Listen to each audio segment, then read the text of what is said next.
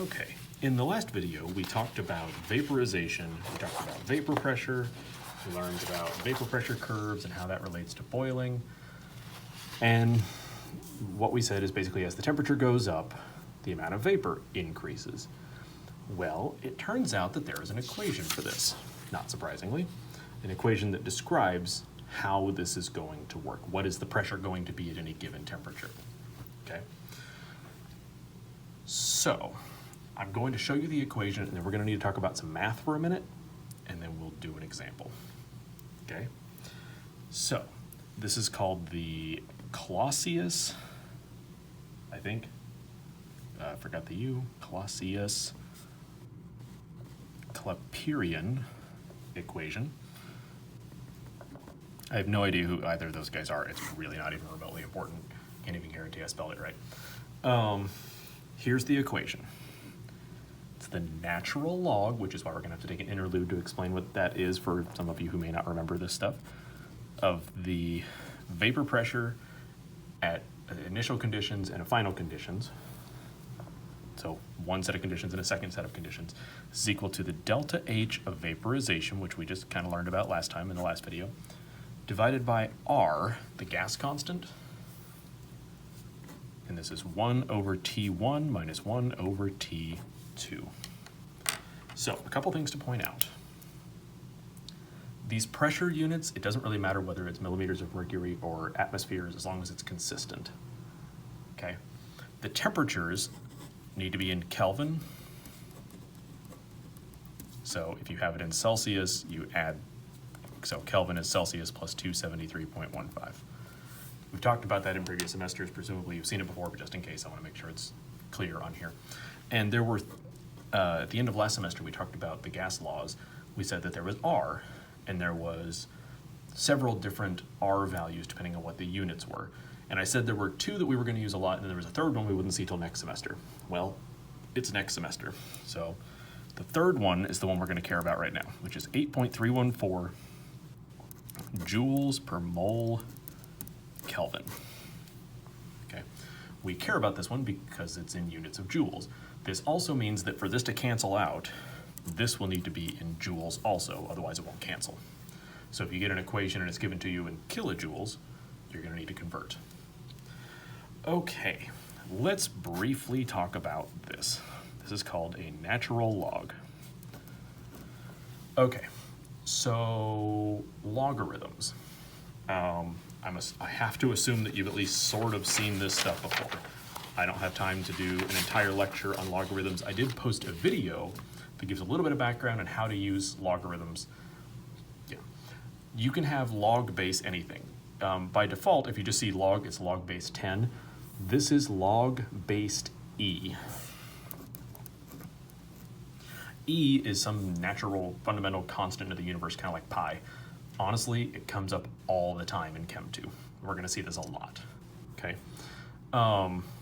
E is a number, I think it's like 2.718, I don't know, some infinite repeating decimal thing, okay? So, let's kind of see how to use this. Honestly, what I care about, I don't need you to be an expert at logarithms. I mostly just need you to know how to get rid of it. So, calculator. You may not have this exact type of calculator, but presumably you have buttons similar to this. If you have log, the logarithm button, the secondary function is 10 to the x, okay? Because that's what makes it cancel out. There's also a natural log button, and e to the x is the secondary function, okay? So, if you have something that is e to the x, and you want to solve for x, you can take the natural log of it, and these two things will cancel out, and you just get x, okay? If you have the natural log of x and you need to solve for x, you raise it up as an exponent, and e to the natural log of x will get rid of this, okay? So this is the gist of how logarithms work as far as you're concerned. As long as you can get rid of them on your calculator, I'm happy. Later, when we talk about acids and bases, we will talk about log base 10, same idea. So if you have 10 to the x and you want to solve for x, you would take the log of it, not natural log, regular log. And similarly, if you have log of x and you want to solve for x, you would raise it, make it the exponent of 10. So basically what you guys need to know is that if you see natural log e to the x is how do you get rid of it. If you see log 10 to the x is how to get rid of it. Also, if you see e, natural log is how you get rid of it. And if you see 10 with an exponent, log is how you get rid of it. So this is honestly kind of algebra 2 stuff you probably should have learned in high school, but I can't guarantee you have. So just a quick refresher. Okay, so let's try an example of this type of problem. I have some like sample numbers, but I don't have all the work shown, so I guess I'll do what I can. Okay, so we want to know, we have some random mystery liquid with a vapor pressure. Okay, we want to know if the pressure is 24.3 millimeters of mercury at 273 Kelvin, and the pressure increases to 135 millimeters of mercury at 325 Kelvin. Oops, 325 Kelvin. We want to know what is delta H of vaporization. Okay, so our temperatures are in Kelvin. That's 325. Sorry, the handwriting's bad. This is the pressures in millimeters of mercury. If this was in atmospheres, that's totally fine. 760 millimeters of mercury is typical atmospheric pressure. So these are lower values, but that makes sense because the amount of vapor should be probably less than the atmospheric pressure. Otherwise, it would be boiling. We talked about that in the last video. So essentially, we're just going to plug and chug and solve for this. Okay? So I'm going to rewrite that equation, and then I'm going to rearrange it. I'll put the numbers in after I rearrange everything, because it tends to make things a little easier. If you want to put the numbers in first, there's nothing wrong with that. I'm just trying to show my work. So in terms of showing work, we need delta H all by itself, because that's what we're solving for. Okay, we know P1, P2, T1, T2, R is a constant, so we know all the other numbers. Okay, so we need to get rid of R. It's in the bottom, it's in the denominator, so we're going to multiply by R on both sides. Okay, that'll cancel out. We need this entire parenthesis gone, and since it's being multiplied by all this, we're going to divide by that. I didn't leave myself a lot of space, but we'll figure it out.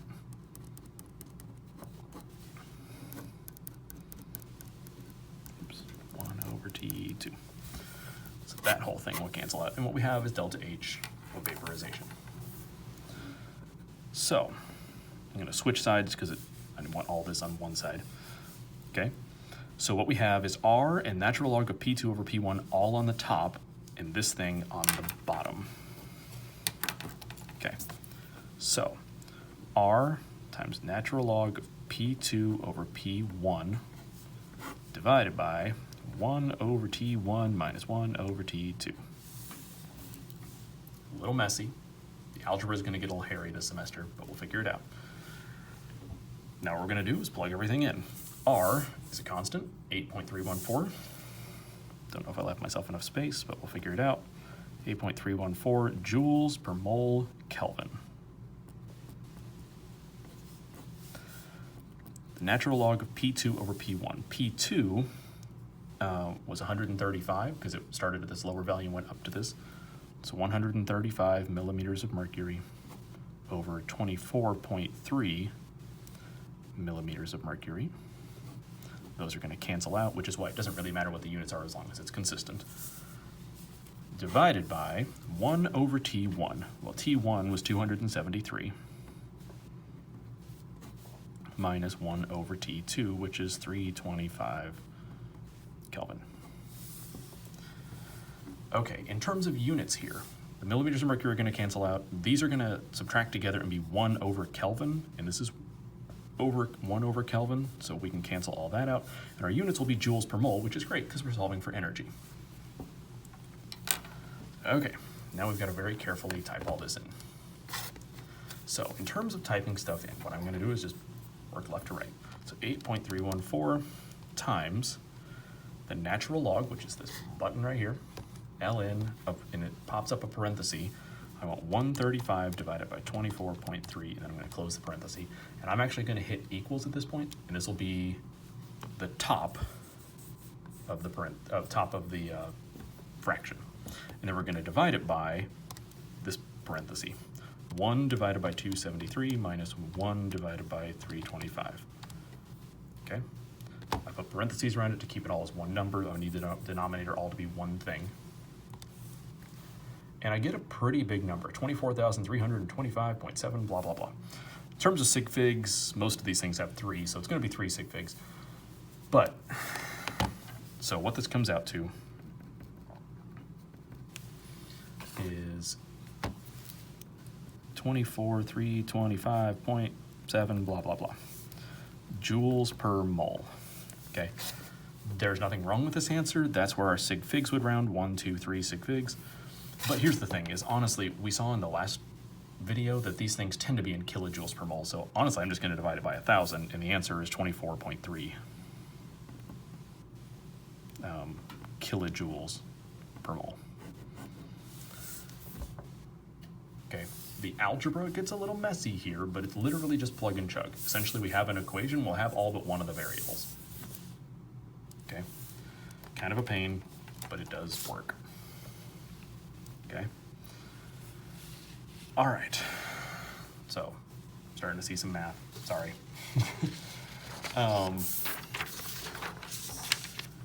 Okay. So we introduced the idea of vapor pressure and how this works and how it's related to boiling. We need to introduce one more kind of weird little glitch in this system, something called critical point.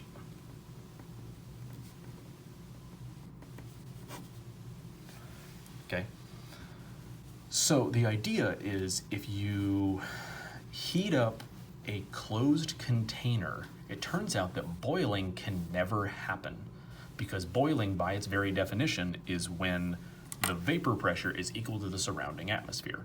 But if you have a closed system, the vapor pressure is part of that surrounding atmosphere. And so as the vapor pressure goes up, the surrounding atmospheric pressure goes up, and it keeps going up and up and up, and it never catches it. Okay. So I'm going to write all this out, sorry. So in a closed container, boiling, so if you're heating something in a closed container, boiling will never occur.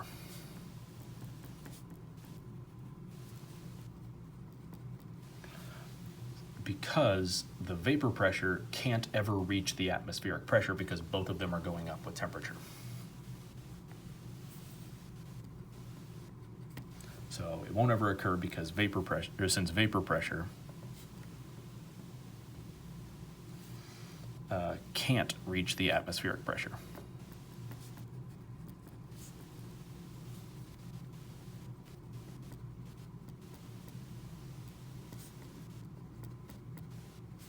And the reason for that is both of them are increasing with temperature.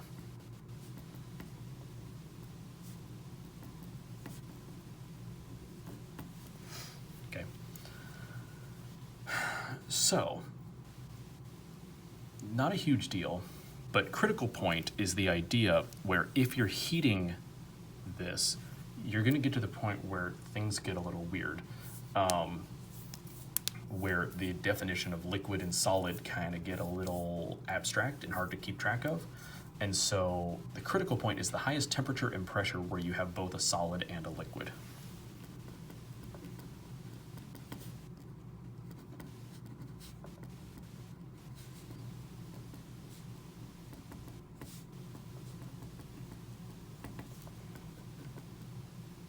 Sorry, gas and liquid. I don't know why I said solid. Sorry. Gas and liquid exist. I can't spell today. Sorry. Okay. So it turns out you can create something called a supercritical fluid. So if you keep heating a liquid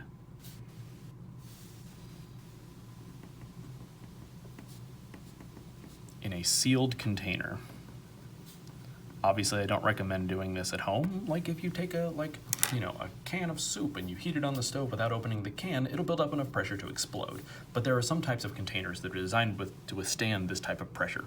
So if you have one of those types of containers in a lab, what happens is if you keep heating it, what will happen is the density of the liquid will decrease. It will keep expanding because you're heating it. And the density of the vapor will increase because you keep pumping more vapor into the same space until eventually they become the same. So basically the density of the liquid will decrease and the density, so the liquid will decrease and the density of the gas will increase until they are equal.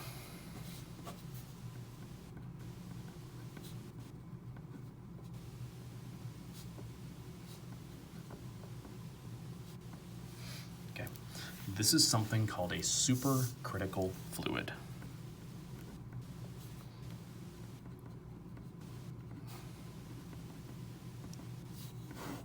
So the critical point is the highest point where you have both a gas and a liquid. If you keep heating it, you're going to get past that, which is why it's supercritical. And you'll be basically past the point where both gas and liquid exist. And you'll have a liquid that has expanded to the point where its density is so low that it starts behaving almost like a gas. And the vapor, the gas in there, will be so packed in there that it starts getting a high enough density that it starts acting like a liquid. And eventually it all just becomes one thing.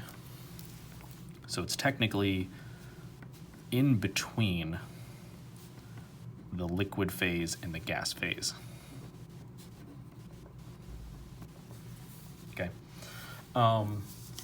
These things are actually pretty useful. An example of this, like why would you need to know this? Where does this come up? Would be something called supercritical CO2. Carbon dioxide is a gas at room temperature. Honestly, liquid CO2 is kind of hard to get because it likes to go in the form of dry ice. But it turns out that supercritical CO2 is in between the liquid and the gas phase. So this is used to decaffeinate coffee. I think it is an abomination to have decaffeinated coffee. I can't imagine the reason anybody would drink coffee other than to get access to caffeine, but yeah, no, some people want this option. Like my father-in-law, he drinks decaffeinated coffee. But the way it works is if you want whole beans and you want the caffeine removed, the caffeine will dissolve in liquid CO2, but the liquid CO2 can't permeate the bean. It can't get inside there. CO2 gas can permeate the bean, but it can't dissolve the caffeine. So if you can get supercritical CO2 and pump it through a container full of beans, what'll happen is it will actually dissolve and evaporate out all the CO2 or all the caffeine. And so what you can do is just basically run it through a cycle and put a filter in there, and as the supercritical CO2 passes through, it will remove the caffeine and it'll be dissolved in this almost liquid, almost gas phase. And then you just run it through a filter and you can literally collect the caffeine.